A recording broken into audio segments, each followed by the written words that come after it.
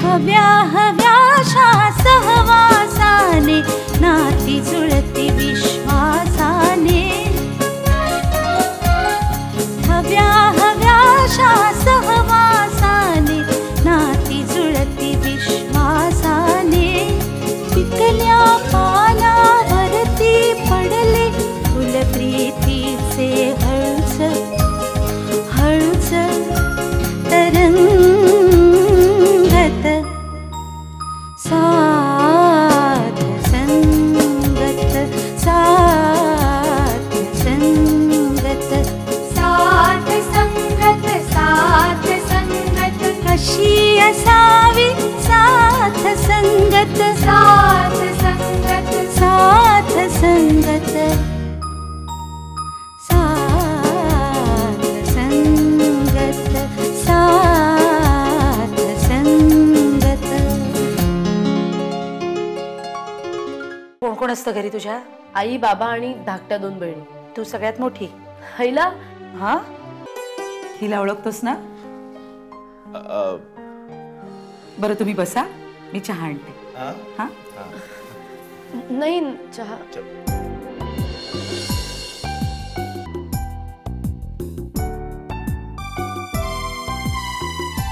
तुझ्या बापानं तुझ्यासाठी मुलगी पसंत केलेली आहे.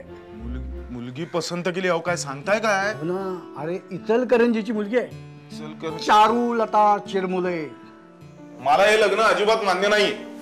अरे पण का? तुला असं अचानक काय झालं एकदम? त्या मुलीबद्दल तुला कोणी काही सांगितलंय? सांगायला कशाला होय? आता नाहीये मान्य मला लग्न. अरे पण आम्हाला तर वाटलं तुला हे लग्न मान्य आहे. अरे असं का वाटलं तुम्हाला पण? कारण तू आमचा मुलगा आहेस. आम्हाला कळणार नाही का? तुझ्या मनामध्ये आणखीन कोणी आहे का दुसरी? नाही. मग नाहीये. मी काय म्हटलं, मग ही मुलगी बघ ना. अरे आवडेल तुला, माझी खात्री.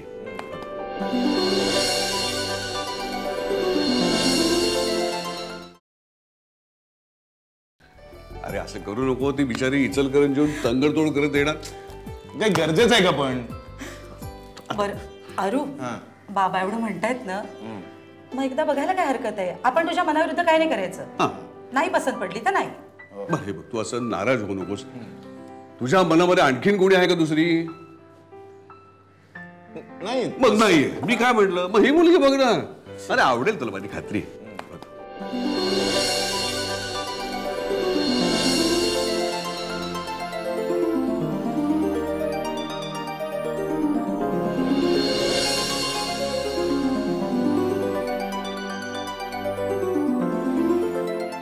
विनायकराव जोशी आहेत का? आई ही वाली. अरे अरे बघ रे, बघ तरी. ये मुली ये. अरू, अरे एकदा बघून घे रे. अरे बघ रे, नको म्हणतोय ना मी. अरे असं नाही हे बघ, नाही म्हटलं.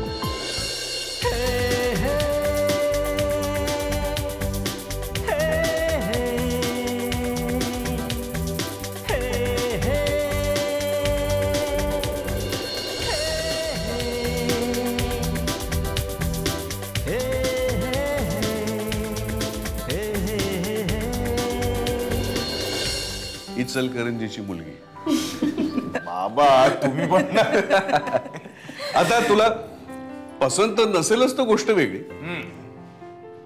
पण अरू, तू मुलगा असून सुद्धा माझ्याशी काही मोकळेपणाने बोलला नाहीस. आणि ही परकी मुलगी आहे.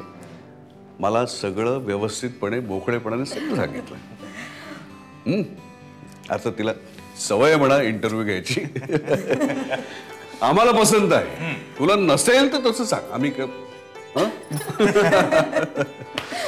मला असं वाटतं आपण निघूया आतमध्ये. तुम्ही इंटरव्ह्यू घ्या एकमेकांचा. बाबा आई तुम्ही तरी.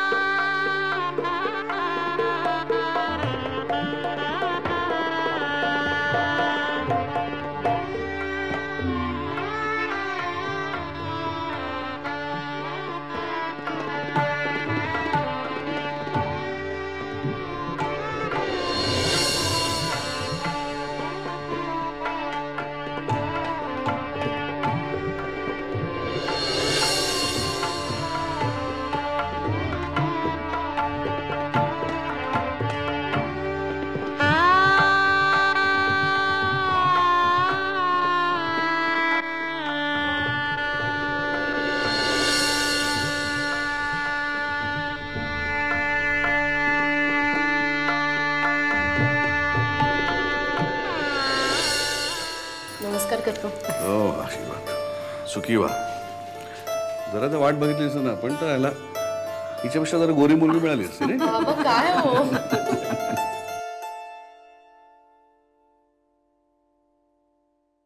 हे अनु आई अरे लवकर या बाबांचा इंटरव्ह्यू टेलिकास्ट व्हायची वेळ झाली आहे ग. ये लवकर ये. सुरू झालं. हा नाही अजून नाही. हे पण बाबा कुठे ताई? अरे ते भाऊना बोलवायला गेले. ये भाऊ ये. हा हा चलो चलो चलो.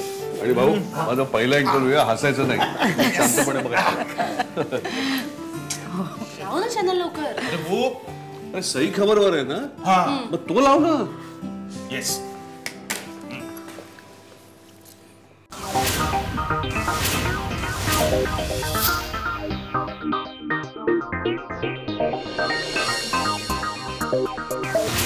सही खबरच्या समस्त प्रेक्षकांचं त्यांच्या लक्षवेध या आवडत्या कार्यक्रमात मनापासून स्वागत. मंडळी, लक्षवेध या कार्यक्रमाचा मुख्य उद्देशच मुळी सामाजिक समस्या अडचणी यांच्याकडे सुज्ञ प्रेक्षकांचं लक्ष वेधून घेणं हा आहे.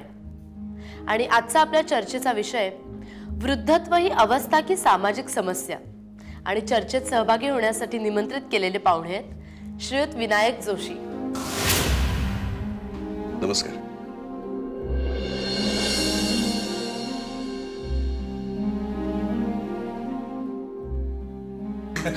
बाबा नमस्कार. नमस्कार.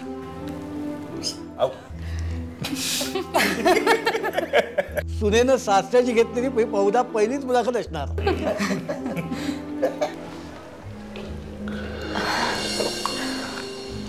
हे बाबांना कसलं टेन्शन आलंय व. अरे पण ते बोलले किती छान. हा बघूया. तुम्ही गप्प बसलात ना तर ऐकायला मिळेल. हो जरा शांत जरा. आमच्या लक्षवेध या कार्यक्रमात तुमचं मनापासून स्वागत. सर, आता अगदी सुरुवातीला मला सांगा की तुम्ही म्हणता की वृद्धांचा गट समाजापासून वेगळा करता येणं शक्य नाही, तर हे कसं काय? मला जमेल त्या शब्दात सांगायचा प्रयत्न करतो. असं बघा की सकाळ दुपार संध्याकाळ ह्या एकाच दिवसाच्या 3 अवस्था आहेत. प्रत्येकाला असं स्वतंत्र असं अस्तित्व आहे, पण तरीही ते एकमेकांपासून असे वेगळे काढता येत नाहीत.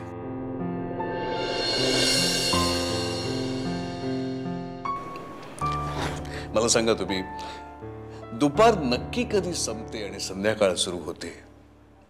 संध्याकाळ नक्की कधी संपते आणि तेनिसान सुरू होते? हे सांगू शकतो आपण?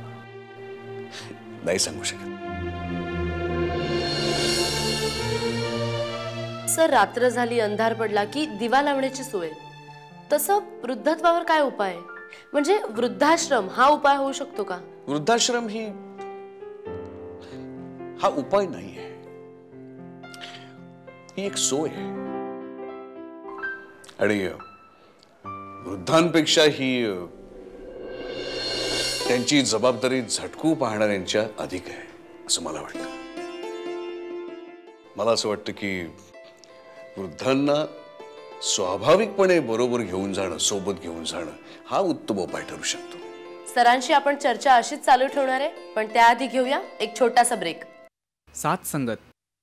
ब्रेक नंतर तुमचं तुमच्या आवडत्या लक्षवेध या कार्यक्रमात पुन्हा एकदा स्वागत. सोबत घ्यायचं म्हणजे नेमकं काय करायचं हा प्रश्न पडतो. याचाच अर्थ असा की वृद्ध मंडळी आपल्या बरोबर नाही आहेत. आता ती का नाही आहेत या गोष्टीचा विचार आपण केला पाहिजे. मला असं वाटतं की त्याची कारणं आपण शोधली पाहिजेत. एक कारण आहे की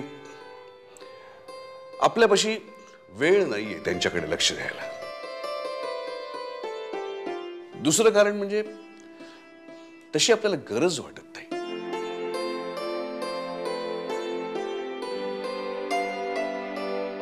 आणि तिसरं म्हणजे त्यांची आपल्याला कटकट होऊ शकते. कटकट वाटू शकते.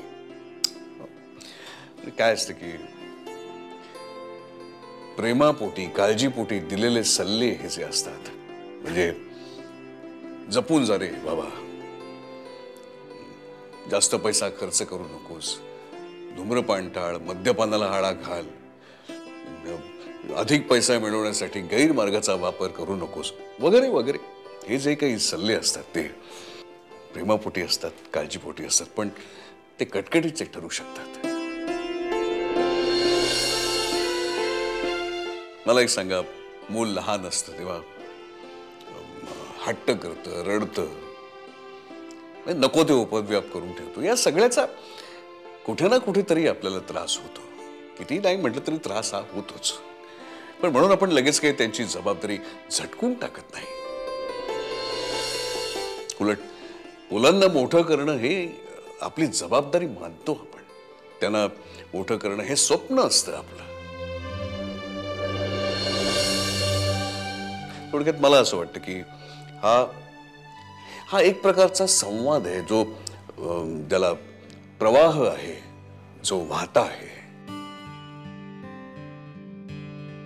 वृद्धांच्या बाबतीत हा संवाद नेमका आटलेला असतो आणि म्हणून ते एका बाजूला पडतात. वृद्धांच्या बाबतीत हा संवाद आटतो आणि म्हणून त्यांच्याविषयी एकटेपणा, एकाकीपणा आहे. आणि म्हणून त्यांच्याविषयी एकटेपणा, एकाकीपणा आहे. आणि म्हणून त्यांच्याविषयी एकटेपणा, एकाकीपणा आहे. वृद्धांच्या बाबतीत हा संवाद आटतो आणि म्हणून त्यांच्याविषयी एकटेपणा, एकाकीपणा आहे. आणि म्हणून त्यांच्याविषयी एकटेपणा, एकाकीपणा आहे. आणि म्हणून एकाकीपणा आहे. आपल्या पिढीजात संस्कारानुसार आपण आई वडिलांना देव मानतो. मला असं वाटतं की देव नका मानू, कारण देव आपण देव्हाऱ्यात ठेवतो. नाही, खरंय ते. पोपटाला पाळल्यावरती आपण जसं पिंजऱ्यामध्ये ठेवतो तसं देवाला आपण नेहमी देव्हाऱ्यात ठेवतो. तुम्ही बघितलं असेल की पोपटाला पाणी पिण्यासाठी वाटीचा जो आकार असतो आणि देवाला नैवेद्य दाखवायच्या वाटीचा आकार हा सारखाच असतो.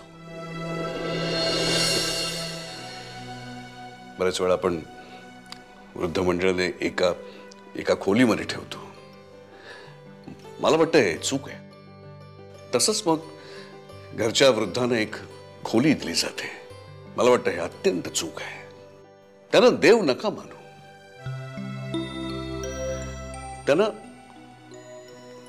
त्यांना एक घरातली व्यक्ती म्हणून त्यांना मान्यता द्या त्याला. आणि ही मान्यता एकदा दिली की त्यांना मानही आपोआप मिळेल आणि जो जगण्यासाठी अत्यंत आवश्यक आहे. आणि वृद्धांना काय सल्ला द्याल? खरं म्हणाल तर मी एवढा मोठा काही विचारवंत वगैरे असं नाही आहे की सल्ला देईन. पण हल्ली माझ्या आजूबाजूच्या लोकांनी मला माझं वय वाढत असल्याची जाणीव करून दिली, म्हणून सांगावं असं वाटतं. मी एकच सांगेन की वय होत चाललं म्हणजे म्हातारपण आलं म्हणजे आपलं सगळं संपलं असं प्लीज कृपया मानू नका. आणि घरच्या तरुणांना, तरुण पिढीला प्रतिस्पर्धी समजू नका. तेही वाटसरूच आहेत आणि आपल्या मागून येणार आहेत. ते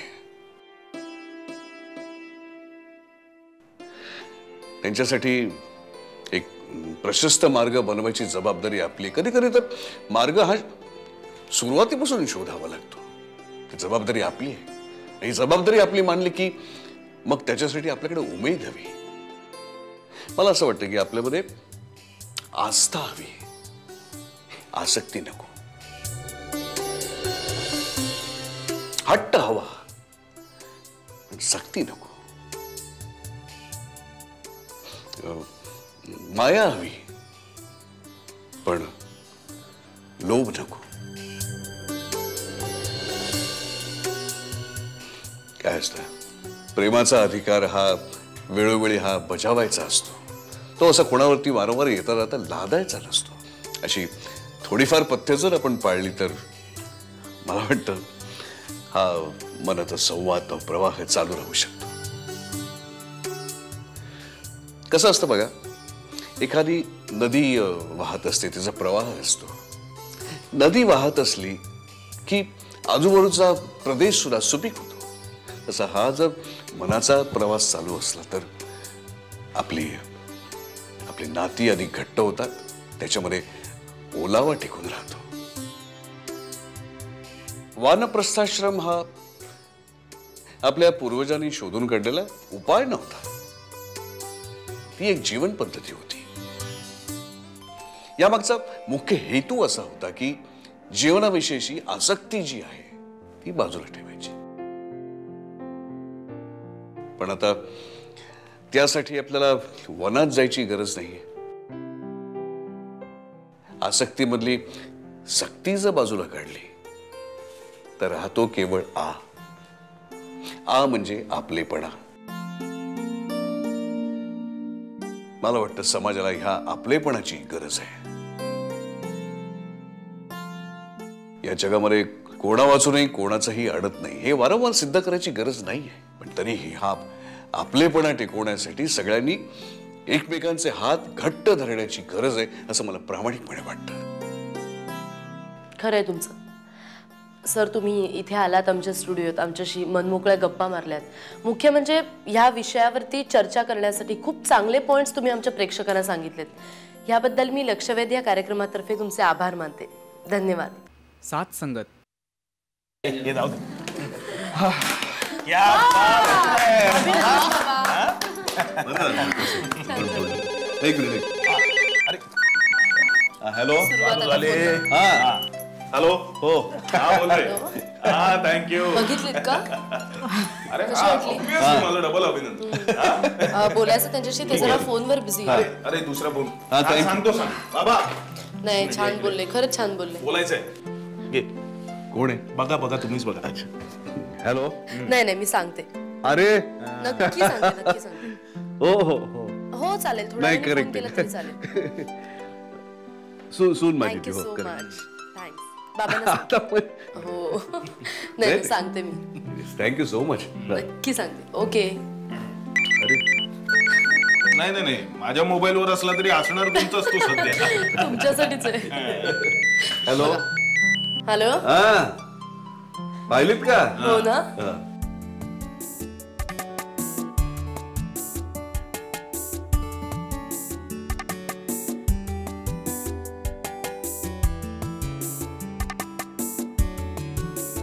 सांगते तुमच्या वतीने पण सांगते अभिनंदन. रिपीट टेलिकास्ट कधी मला की ओके. विचारतो. अनु, तू बस सांग. आणि तुम्ही पण बसा.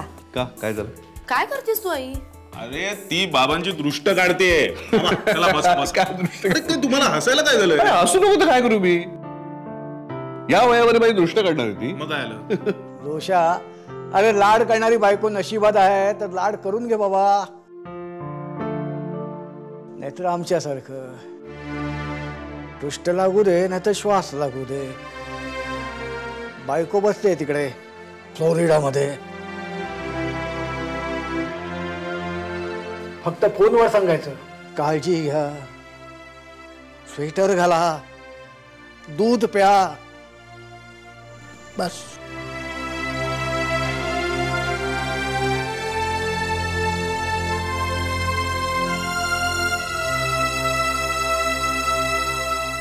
अरे जोशी काका, कम ऑन, चेअर अप. हे आई, आज आपण हा दिवस मस्तपैकी सेलिब्रेट करूया. ओके, तू दृष्ट वगैरे काढत राहा, तोपर्यंत मी आईस्क्रीम ऑर्डर करतो फर्स्ट क्लास. काय तू हे दोषा, पायात चपला अडकव आणि स्टेशन पर्यंत जाऊन ये आणि घराघरात विचार, सुनेनं सासऱ्याची मुलाखत घेण्याचा योग तुमच्याकडे कधी जुळून आलाय का? अभिनंदन बाबा. थँक्यू. हे actually you should shake hands with me. माझ्यामुळे हा योग जुळून आलाय. एक मिनिट हा, तुला जर का क्रेडिट द्यायचं झालं तर त्यातलं थोडस नाही, बरंचसं क्रेडिट आईनं द्यायला हवं. का आईला का? आई जाऊ दे का, आता लग्न झालंय. असंच हसत राहा रे, कुणाची दृष्ट लागायला नको. बघा, मी दृष्ट काढते तर हसताय आणि आता स्वतः म्हणताय. तुला दृष्ट काढायची आहे ना? हो. तुझ्या मनात आहे ना? हो. मनसोक्त दृष्ट काढ. कुठे बसायचं सांग. बसा इथे. इकडे आहे काका, दृष्ट काढण्याचा अनु, तू पण ये, चल. या. बसा बाबा. Yes, good. मी दृष्ट काढून आत जाईन आणि हे चुलीवर टाकून पाणी आणून डोळ्याला लावेपर्यंत बोलायचं नाही आणि हलायचंही नाही दोघांनी. आणि हे मोबाईल जरा बाजूला ठेवा. माझ्याकडे नाही, याचा वापर. हिचा आहे ना? हो, ठेवते आई. चला.